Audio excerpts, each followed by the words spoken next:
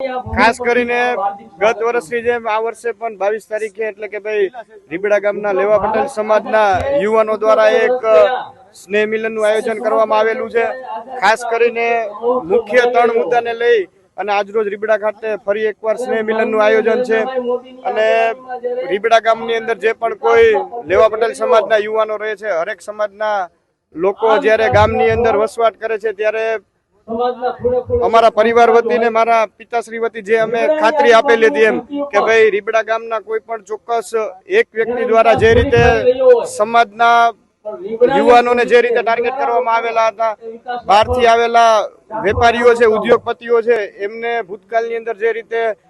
Target કરવામાં આવેલા હતા અને જે રીતે રીબડા ગામની અંદર અમુક તત્વો દ્વારા અશાંતિનો માહોલ ઉભો કરવામાં આવેલો હતો એને ડામવા માટે થઈ આજ રોજ 22 તારીખે એટલે કે ભાઈ ગોંડલ શહેર તથા તાલુકાની જનતાનો આ નિર્ણય હતો કે ભાઈ આગામી સમયમાં પણ જે રીતે શાંતિ જળવાઈ રહેલી છે સમગ્ર ગોંડલ તાલુકામાં અને રીબડા ગામમાં, તો એ જ રીતે ભવિષ્યની અંદર પણ ક્યાંય પણ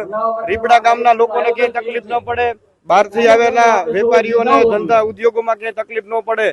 અને સૌ લોકો શાંતિથી અને હળીમળી રહી શકે એ હેતુથી ફરી એકવાર ગોંડલ શહેર તથા તાલુકાના લોકો તથા રીબડા ગામના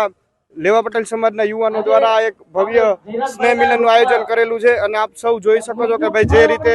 સ્વયંભૂ રીતે સમગ્ર તાલુકા અને જિલ્લામાંથી લોકો, ઉદ્યોગપતિઓ અને વડીલો અને યુવાનો આ કાર્યક્રમની અંદર સ્વયંભૂ રીતે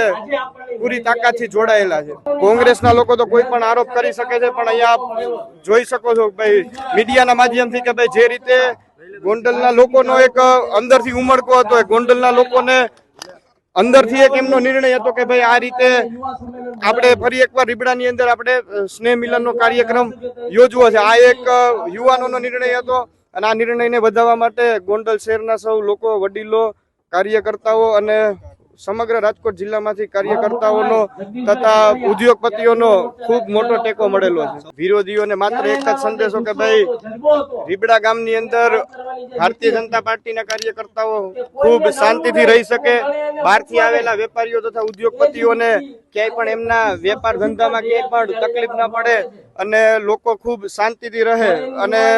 ગામના લોકોને શાંતિથી રહેવા દે, એ જ અમારો મુખ્ય સંદેશ છે। આ વખતે 22 ડિસેમ્બરે અહીંયા એક સંમેલન કર્યું હતું અને ગોંડલના પૂર્વ ધારાસભ્ય જયરાજસિંહ જાડેજાએ ગામને વચન આપ્યું હતું કે હું આવતા વર્ષે પણ 22 ડિસેમ્બરે અહીંયા સ્નેહ મિલન કરીશ। ત્યારે આ ગામના લેવા પટેલ સમાજના આગેવાનો દ્વારા આયોજન કરવામાં આવ્યું છે અને ગોંડલમાંથી લેવા પટેલ સમાજ અને અન્ય સમાજના લોકો બધા સ્નેહ મિલનમાં ત્યારે હાજરી દેવા માટે આવ્યા। ચૂંટણી લક્ષી તો મને એટલા માટે નથી લાગતું કે રહી વાત 2024ના લોકસભાના ઇલેક્શનની, તો એમાં તો મોદી સાહેબનું વાવાઝોડું છે ને ભાઈ, દેશ અને